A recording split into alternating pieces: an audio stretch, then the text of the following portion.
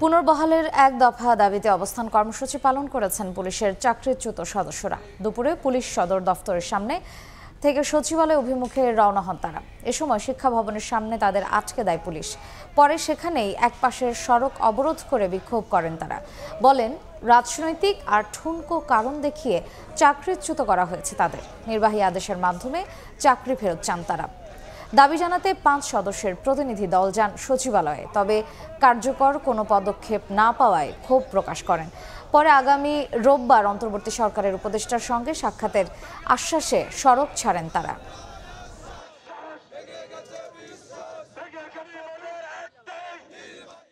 আমি যেখানে কর্মরত ছিলাম সেই এসপির বিরুদ্ধে একটা অভিযোগ জানাই।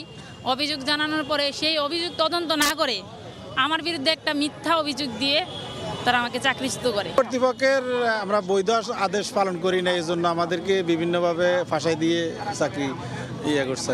অবৈধ আদেশ না মানার কারণে বিভিন্ন ধরনের ট্যাগ লাগিয়ে টার্গেট করে বিভিন্ন ধরনের অযৌক্তিক কারণে তাদেরকে চাকরিচ্যুত করা হয়েছে। বর্তমানে বৈষম্য বিরোধী সরকার আছে, আমরা সরকার প্রধানের কাছ থেকে আমাদের দাবির বিষয়ে আমরা জানবো। ডিসি স্যার কথা দিয়েছেন আমাদেরকে আগামী রবিবারে স্বরাষ্ট্র উপদেষ্টার সাথে দেখা করাবেন।